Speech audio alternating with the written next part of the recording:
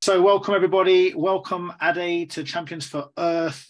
This session here, we're super proud to have you. Champions for Earth is all about inspiring, supporting and empowering current and former athletes especially, but anybody who wants to speak out can be a champion for Earth. And we are very great believers in the power of sport to reach, connect and inspire people.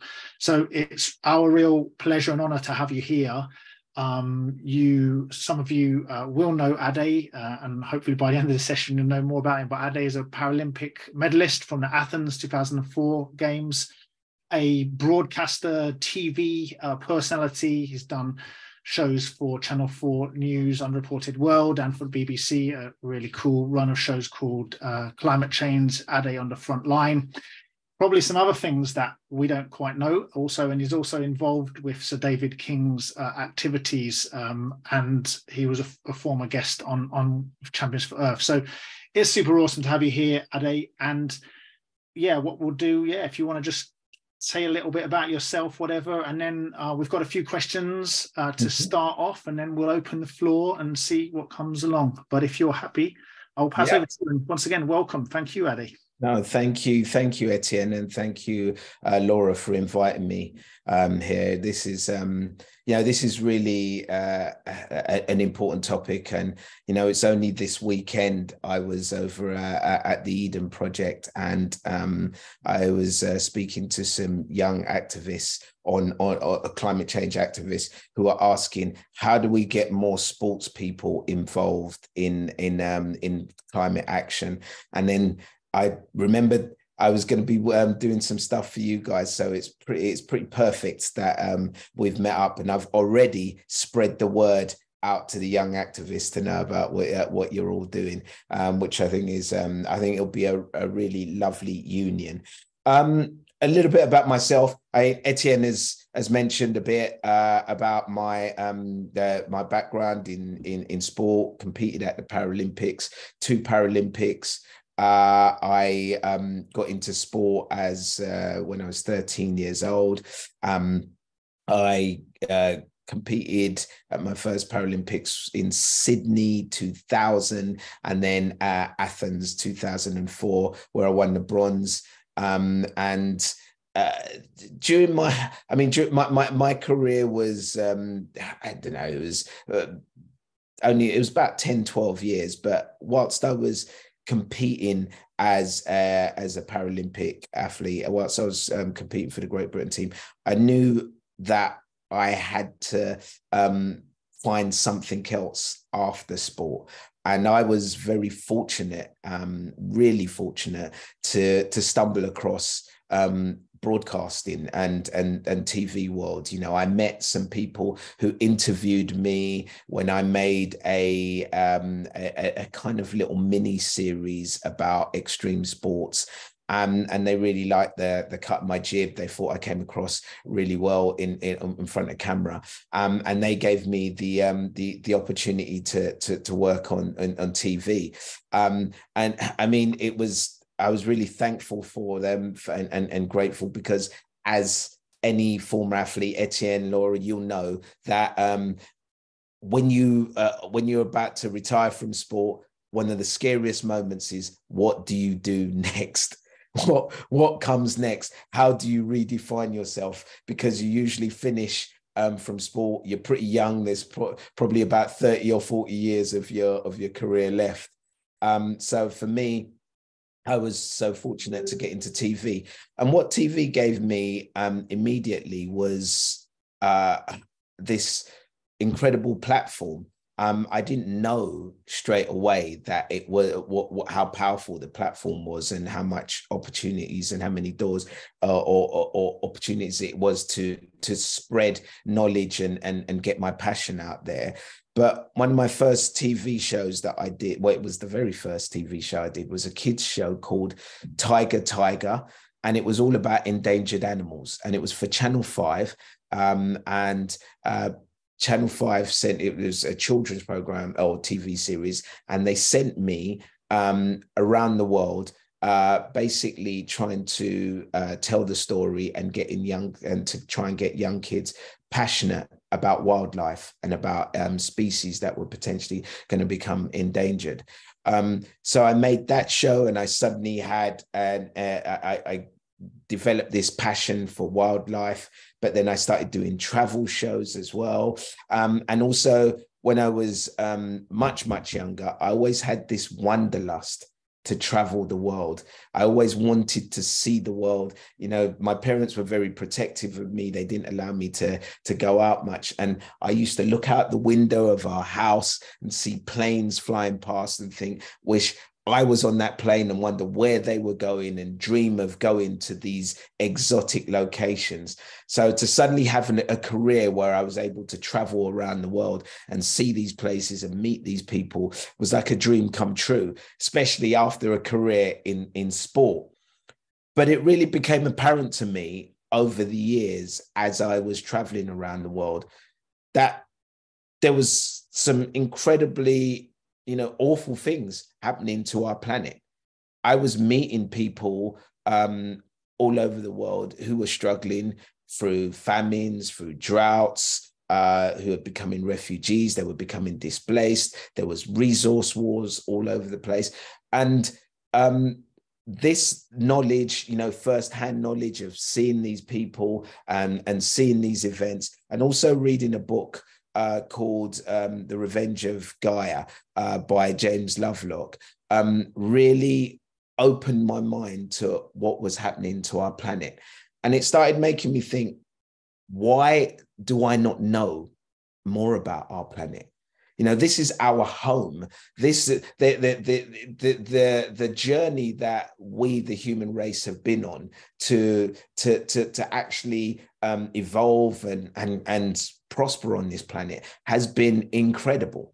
There is no other planet like this out there in the universe that we know of, and I see it as the greatest bit of tech that we have. We always talk about mobile phones and all of that stuff, but nothing out there can do what this planet has done. And the miracle that it has taken for the human race to have evolved to where we are, for all the kind of things, the chemical reactions and the evolution that had to happen in order for life to be sustained on this planet, is unbelievable. And the fact that I felt I knew very little about this was super frustrating. So I began educating myself on what was going on our planet, on how our planet had evolved, and all of that stuff. And that gave me the opportunity to try and get the story out more in the TV world through my work. And it took a very, very long time, because climate change was not it was not fashionable. I was seen as one of these what would you call it, woke liberal lefties, constantly talking about the climate and talking about how we need to sustainability and all of that. And it was super, super hard to convince anyone in the TV world to be interested in it. But along came Greta Thunberg, and I think she kind of really shook things up. Whatever you think about her, she really did shake things up and started to make people think. Extinction Rebellion started doing their protests, and it started to become newsworthy. And it's really weird that I'm saying it started to become newsworthy, because our planet slowly heating up and going into climate chaos should be at the top of the news agenda all the time. But it took for a small window in my career for me to get this opportunity. So as Etienne mentioned, I got the opportunity to make the documentary series Climate Change, Ade on the Frontline. And probably I'll finish off with this. Probably one of the starkest moments for me was a moment in whilst making this series, was a moment in on the Solomon Islands, where I met a young lady called Gladys Habu, and she told me about her grandmother's island that she lived on being lost to sea level rise. It just completely gone. She showed me pictures of this island. 10 years before, and it was a beautiful tropical island out in the Solomon Islands. And then we went to visit the island, and this is what we saw. So hopefully the technology will work and I can share my screen. You're all getting this. Can you all see my screen? Thumbs up if you can. Perfect. So this is my director walking on Gladys Habu's grandmother's island. Where's he off to? Nice shorts, mate.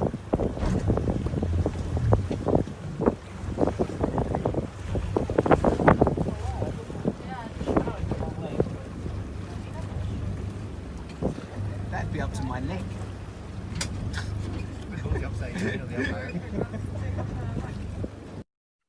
So, I mean, it's just a short clip, and let me just explain. That was an island, 10 years ago. That was a habitable island for families and people to live on.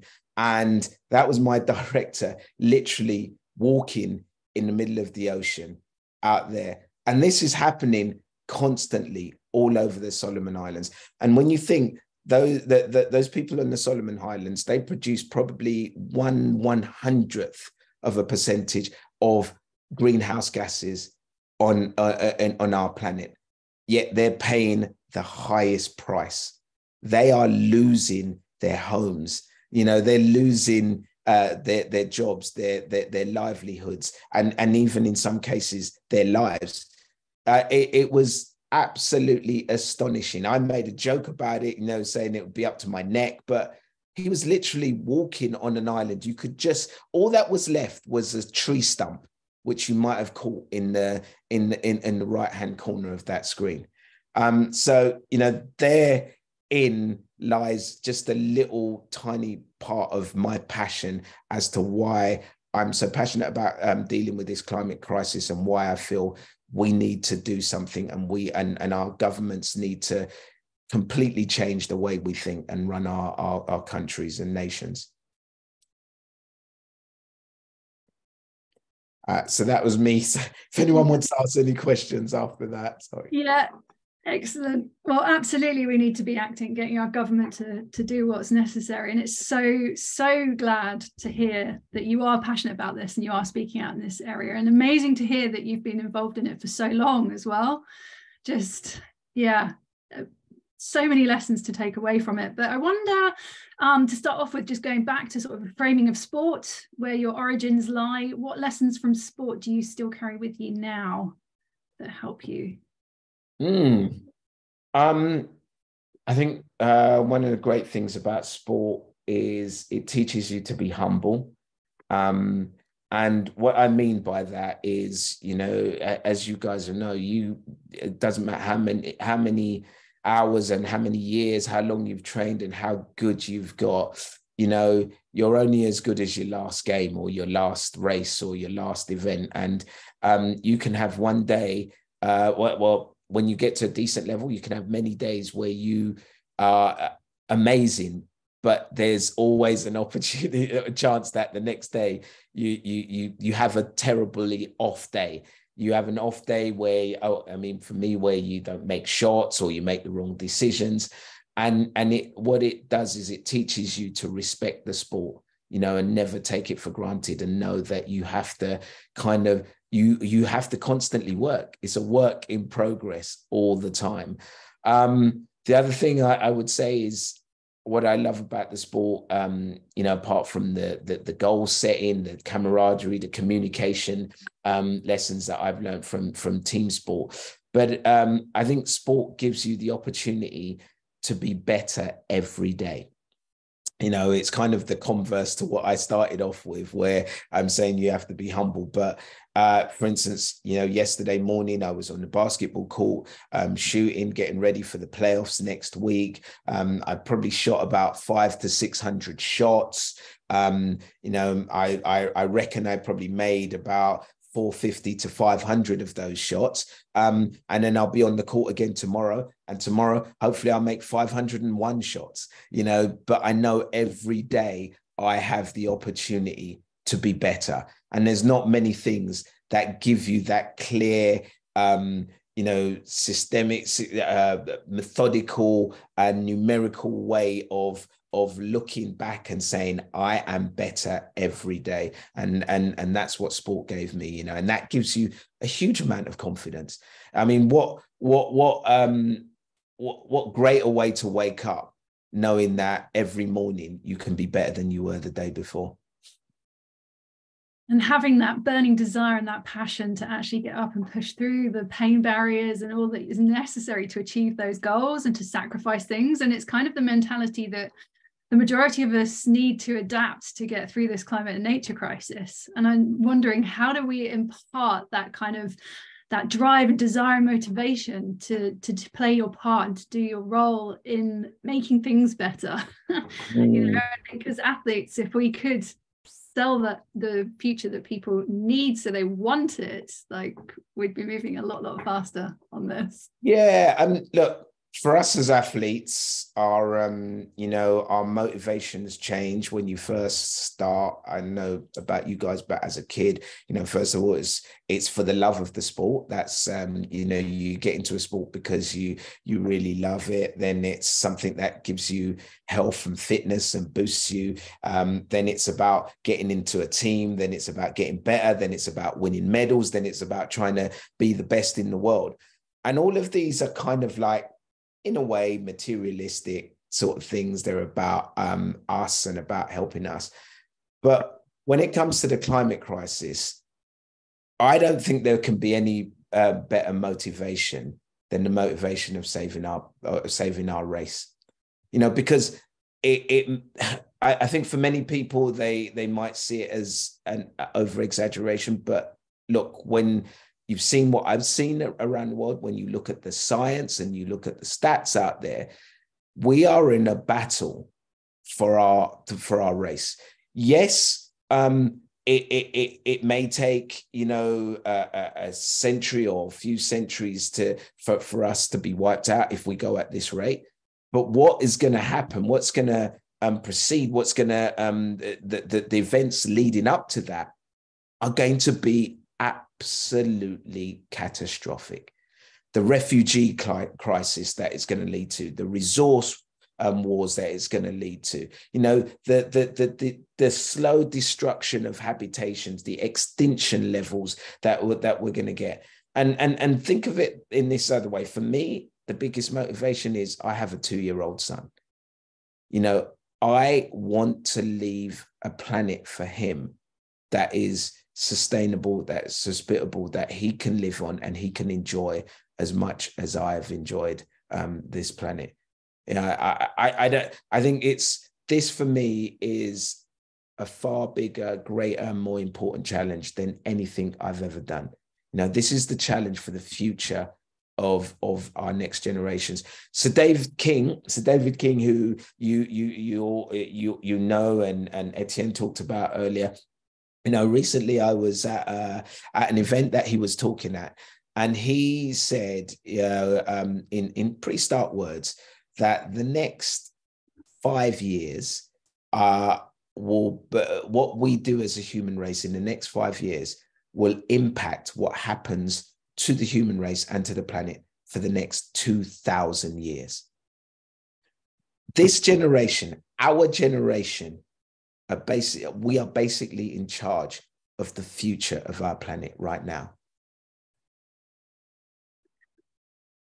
So you are a presenter on Sir David King's Climate Crisis Advisory Group, or, which do monthly briefings for like government leaders and things, and hear like some of the starkest information like what you've just shared.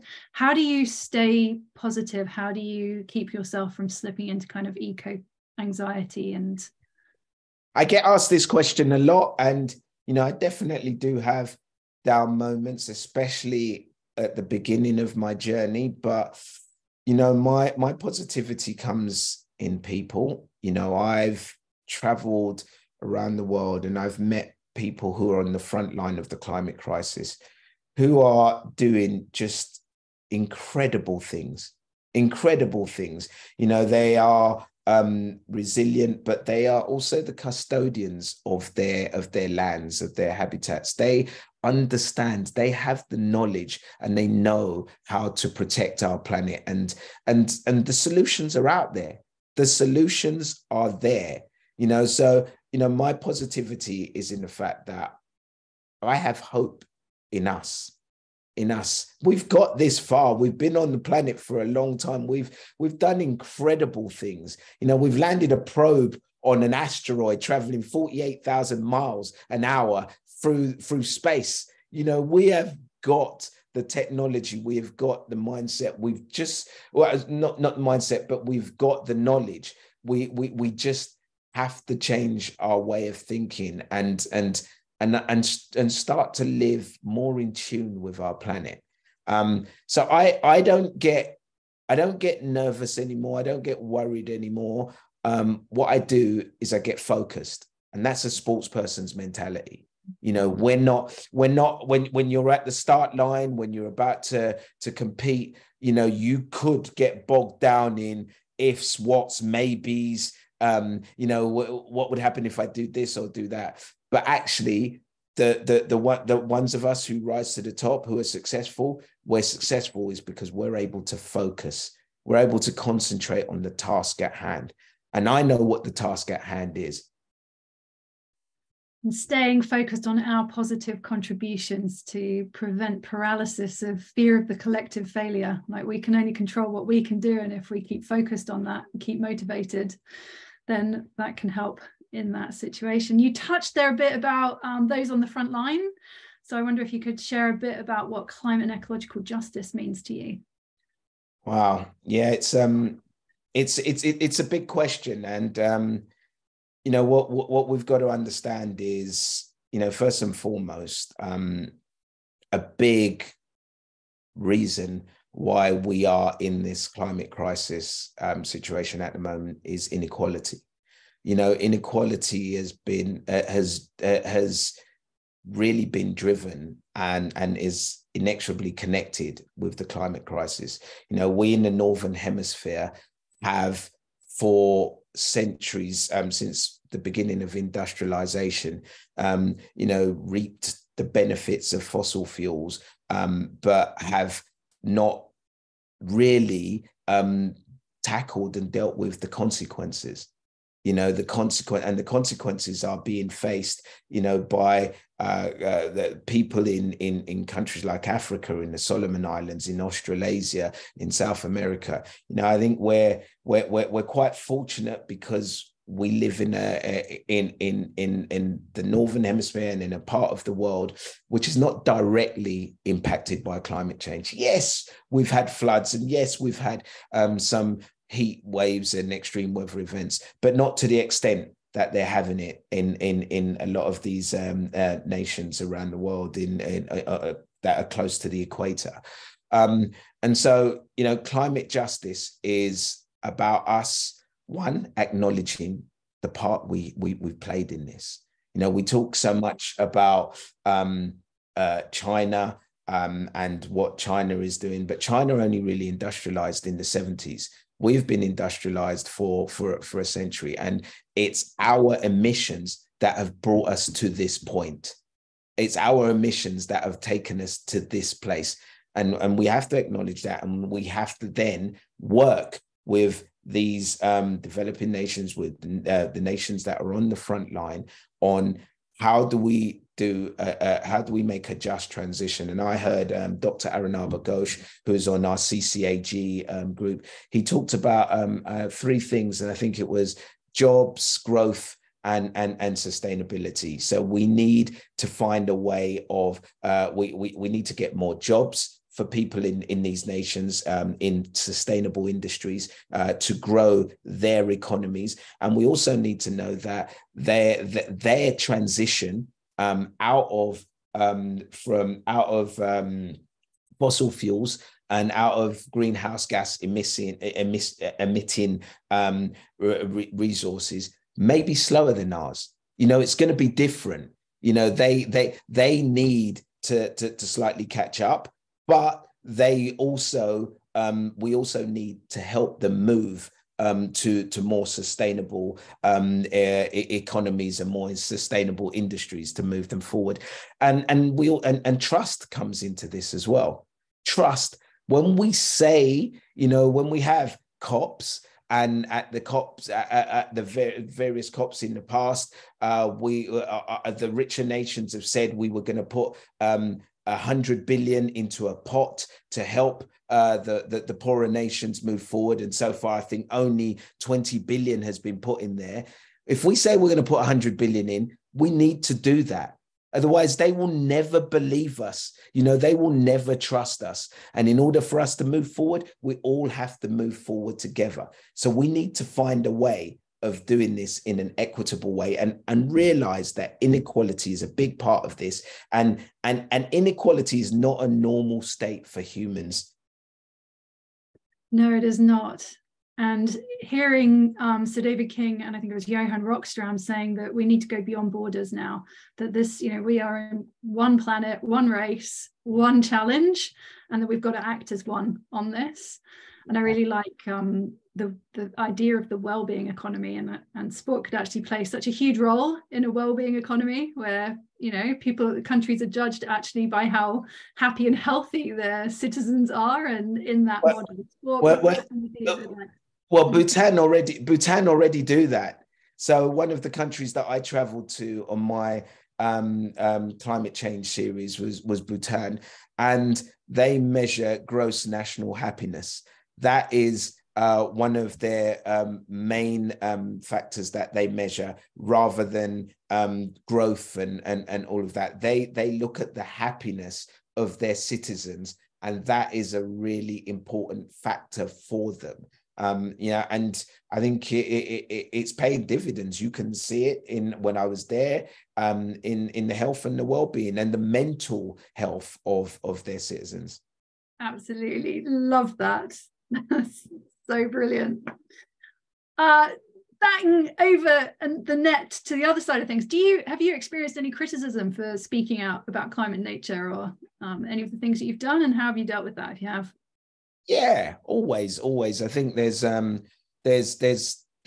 massive, I mean, not massive, but there is a kickback to the climate crisis.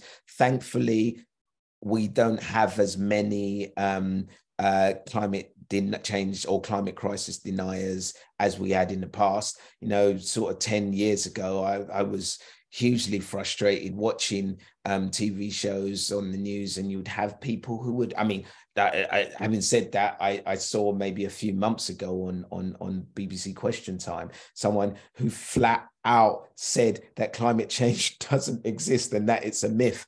And I was just like, how are these people still allowed on TV? It's absolutely bonkers. So yeah, there's less people with that kind of mindset. But yeah, I've been criticized, kind of called a hypocrite for the travel documentaries that I made, saying that I'm part of the problem in that way. I've heard people also talk, when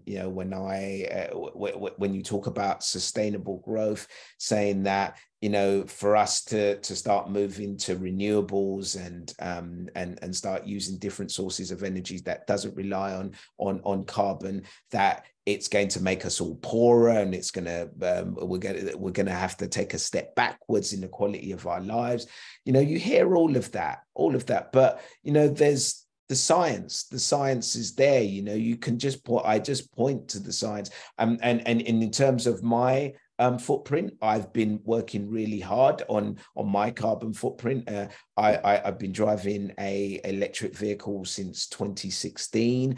I very rarely drive anyway. I use public transport, and that is saying something. If you're a wheelchair user and you're trying to use public transport, you know how hard it is. But I still make an effort to use public transport as much as I can, because I think it's sustainable. It's much more sustainable. And I can actually point out to the government what needs to be done to change it, to make it accessible for all of us. In terms of traveling, I do a lot less traveling. I try to travel when I feel it's important, you know, because I feel like the stories from my climate crisis, my climate change documentary, they were stories that needed to be told. You know, these people don't have a voice. They haven't had a voice. People haven't heard of their stories. And the only way you can really get people to understand climate change is not really through the science. I mean, the science is important, but it's people's stories, you know, and I felt that it was so important that I needed to go out there and do that. But then also, I know, you know, when you look at the stats and the figures out there, that my footprint is tiny. The real big issues are these huge corporations. You know, they're the ones who are really emitting the mass of greenhouse gases. And we should be putting pressure on our aviation industry as well to change and to start looking for alternate fuels. You know, they have the resources and the technology to start changing. I think they are, but it's not fast enough. So, yeah, I mean, it might be a little bit of a mishmash of an answer, but I feel like, you know, individuals, we're not the ones who should be bearing the brunt. It's our governments. They're the ones, our governments and the big corporations, they're the ones who can make the big changes. And the other thing I have done, I have vastly cut down on my meat. I very rarely eat any meat or red meat as well, because, you know, especially beef is a huge greenhouse gas emitter, the production of beef. Yeah, it is. Yeah. And I wasn't a real big veggie eater as a kid. So the thought of going vegan, you know, was kind of like, ooh. But I transitioned over a couple of years and have learned to cook the most delicious food. And I just love everything I eat now. It helps. Etienne's a good cook as well. He makes just really just amazing vegan food. I'm expecting an invite for dinner then, yeah. Oh, definitely, it's on. So my last question, with the last bit of time that I have with you, well, basically, what would you say to other sports people that are thinking about stepping out and speaking in this arena or acting in it, engaging in the conversation?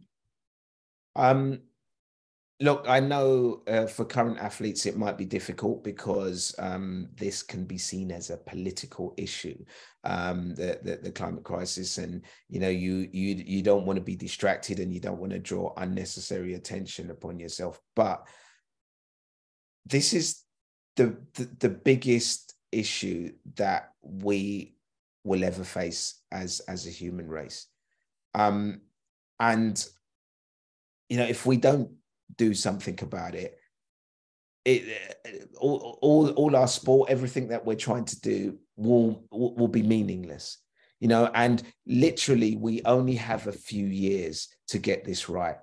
And we're in the fortunate position of having a platform, of having followers, of having people who listen to us.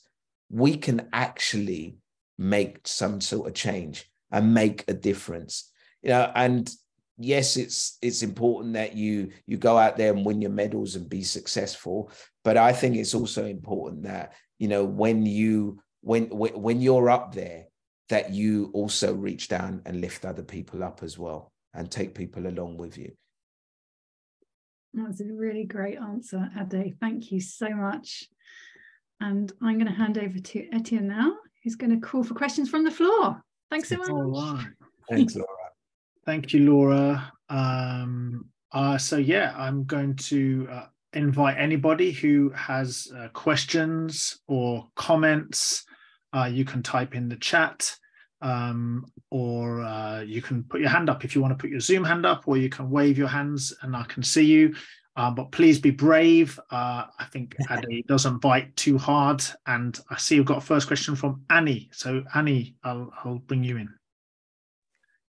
Thank you, Etienne, and thank you, Ade. It's really interesting to listen to your points of view. I don't know how I would describe myself. I've been quite in the thick of trying to encourage the government to see that we do need to move quite quickly on the climate crisis, and I have met quite a big brick wall in certain ways. So what I would like to know is your advice is how do we get the government and corporations such as banks and obviously the fossil fuel companies, corporations, to step up and take responsibility? What is your view on that, and what is your advice on that? It's a good question. It's the $1 million question, or the $1 trillion question. Actually, it's super frustrating. How do we get our leaders to act? How do we get the people with the real power to change? I mean, first of all, I'd say one thing we've got to remember is, for too long we all believe and look at it and think power comes from top down, but actually I believe power comes from bottom up. I think we all have far more power than we think and than we believe, in terms of our spending power, our voting power. All of these things can make a difference. So I think we need to increase our knowledge on what we buy in terms of our clothes, the food, where we shop, and start choosing to buy from more sustainable places. Companies will change with our attitudes. If we start shopping from more sustainable brands, if we start using the fossil fuels less, trying to move to more sustainable ways, transports of getting around, then these companies will have to follow suit. I mean, yes, it's going to take mass action, but I think it's the only way we can do it. And I think you start with your families, you start with your local community. And if we all start working that way through our families and our communities, then we can create that sort of that ripple effect and that big change. But the other frustration, and the other thing I think we really need to get across is, I would also say, vote for the party that you think has the environment and has our planet's is interest at heart, and it's not hard to see where to go. It doesn't take that much common sense to in which direction to look in that way. But I'd also, my frustration is, I don't feel enough of our leaders, enough of from all walks, maybe except for the Greens, really understand the climate crisis and really understand climate change and the impacts that it's having around the world. I'm not sure how we do that. I mean, maybe more of us who do have the knowledge should put ourselves in the front line and start getting political and trying to change things from a political point of view. But what I would say is, there are facts and figures out here, and I heard Sir Dave King say this as well. The cost of extreme weather events, because that's what governments really think about, economies and how much things cost. The cost of extreme weather events just over the last couple of years in the Northern Hemisphere alone was around $1 trillion. So the climate crisis is costing us trillions. And that is going to go up exponentially if we do not make change. So again, slightly around the houses, but I would say, remember, you have more power than you think.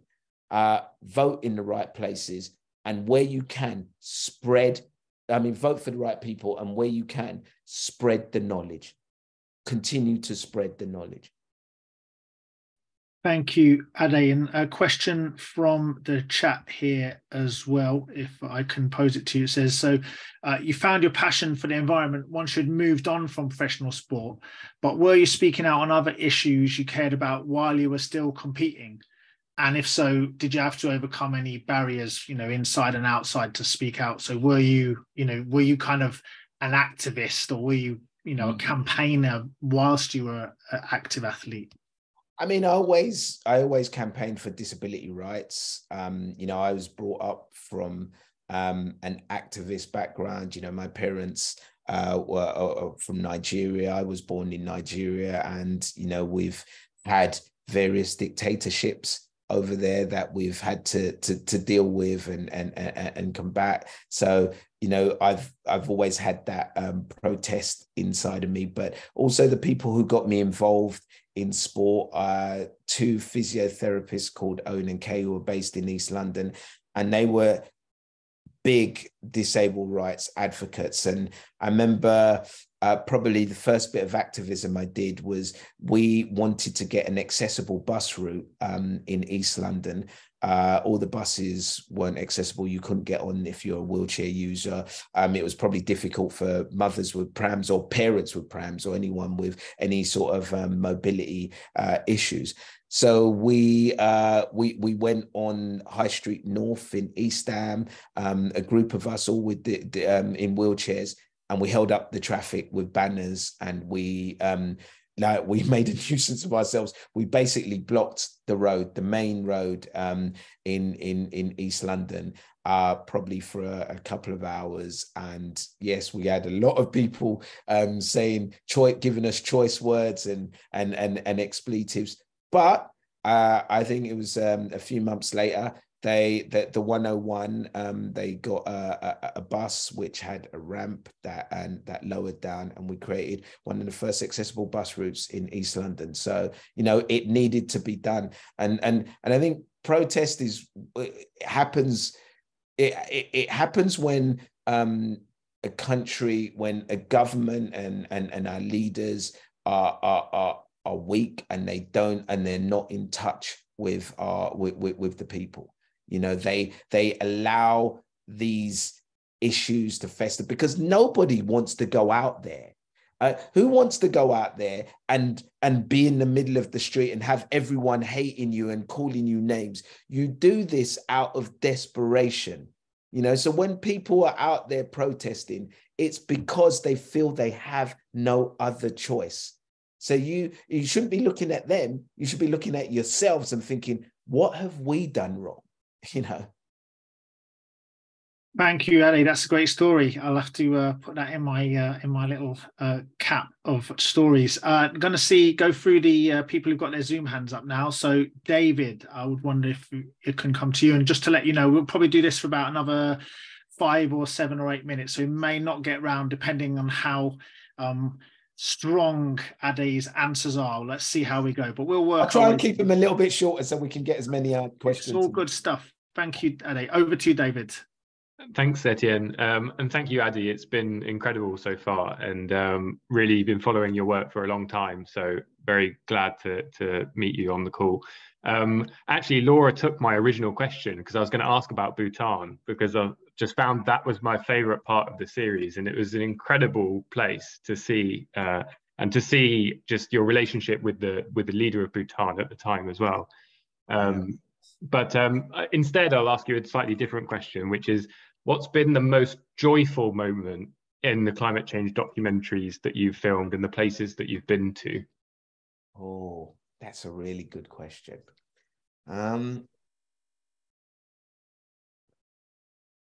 There's been a couple. Bhutan is definitely one of them. Meeting the Prime Minister of Bhutan, Lotay Seren, Dr. Lotay Seren, was just mind-blowing. What an awesome guy he was. But I think I'd say Bhutan and Bangladesh for two reasons. One, Bhutan, because I think it's a model of hope. It's a beacon of hope. We can look at that country and we can look at what they've done. The fact that I think it's like 70% of their country's surface area is covered in trees. The fact that they've purposefully slowed the growth of their economy because they realize, they're on the front line of climate change. And they know if they were to start exploring for and excavating for oil and fossil fuels, they're going to bring millions of tons of ice down upon themselves from the Himalayas. So they understand directly, but they've made it work. You know, they've made it work. They've shown that there is a different way, and it's not about constant growth. Bangladesh, in the fact that I was given the opportunity to go to a newly formed island. So what they're doing is they're using the mangroves, which is as a natural form of protection. So they're allowing mangroves, which are an incredible plant, which grow all around the border and the Bay of Bengal, and along the Sundarbans in Bangladesh. And they provide a natural barrier of protection from hurricanes and storms, and protect a lot of the islands. And when newly formed islands come up, they have a squad that looks out for these newly formed islands as they start coming up, which are it's just like mud and whatever. And the way islands form and the way islands become a permanent structure is they need trees and they need plant life, and the roots and the structures of the plant life bind the island together and stop the island from breaking up and the mud from falling apart. So as soon as they see a newly formed island, they all get on these boats and they head off to the island and they start planting mangroves, because mangroves grow really quickly, and they start to give this island its scaffolding, its skeletal structure to hold it together. And I was part of one of those teams. And what was hilarious is, you know, you come to these islands, they are not the most accessible places for someone in a wheelchair. You arrive on an island which is newly formed, and it's probably about 4 foot of mud, which, as you can imagine, you can't push in a wheelchair. So we got this great big, well, first of all, we got our speedboat. We took a run up and we went as fast as we could. We hit the island and slid across the mud for as far as we could, so we could get close to where the mangrove planting was. And then you've got all these Bangladeshi guys who are working, volunteers, planting these mangroves, and they suddenly see me being chucked into this piece of tarpaulin and being dragged across the mud to plant mangroves, and planting mangroves with these guys on this island to help build up and keep the structural integrity of this island and protect Bangladesh. And to be a part of that, for me was heartwarming. It was wonderful, and it just shows that there are solutions. Thank you, Ade. I'm going to come to Greg now, even though Russ had his Zoom hand up first. I think Greg actually put his question in the chat sooner. So Russ, I'll come to you afterwards. Greg, if you would give your question, and Ade, yeah, well, let's try and get these 2 more questions. I'm going to apologize in advance. We're not going to get through everyone in the chat, but yeah, Greg, and then hopefully Russ, and then we'll see if we can squeeze one more out, depending how quickly Laura can speak. Go on, Greg. Thank you, Ade. It's been really interesting listening to you. A question is, how will you explain global warming to your young child when they're old enough to understand? Lummy now. Sorry. what a question. I think I wouldn't be so much about explaining global warming. I'd hope actually it becomes part of the curriculum and we start understanding more in schools and our kids get educated about it. But I think my plan and what we've been trying to do is, you know, give our child, our son, as much knowledge about the planet as possible. You know, help him to understand to understand how beautiful it is and how wonderful this planet is, because I think it's something we take for granted. And if we all just kept that sense of wonderment, that sense of awe, you know, the other day I saw a hummingbird in our local park, and it totally blew me away. And I want my child to keep that sense of awe for all of his life, because as we grow older, we become cynical and become a bit more jaded, and we start forgetting about this. And I think it's the fact that we've forgotten about how beautiful our planet is the reason why we're treating it with such disrespect. So for me, it's not so much about explaining global warming. It's about teaching him how to respect our planet. And if we don't respect our planet, then all of these catastrophes is what it will lead to. Thank you. Russ, over to you. Thank you, Etienne, and Ade. Thank you for your insights and your thoughts. It's really enlightening. Really appreciate it. I want to ask you a question with your sort of media hat on. I appreciate you're not necessarily in news as such, but just over the last few weeks, we've seen about the coronation, and we've seen some protesters being arrested. And to my knowledge, we're talking about a few hundred protesters that wanted to go and demonstrate around the, not my king and coronation. They've got that. A couple of weeks ago, though, we saw the big one. We saw tens of thousands of people going to Parliament, Extinction Rebellion, but 200 other organisations involved in that. The coronation protesters were the first point on the BBC News and other news. XR was almost completely blank. The big one was almost completely blank by a lot of the major channels. What's your thoughts on that? I mean, should the news be looking at these things more objectively? It just seemed to me that there was a real opportunity missed, and the BBC, frankly, in particular, really just completely blanked the big one and that protest, and yet they've highlighted another one. I just wonder what your thoughts might be. Yeah, I heard. I mean, it's a great point, and I heard this line, which I think is really salient here, and that is, I think it went something like, objectivity is a tool of the status quo.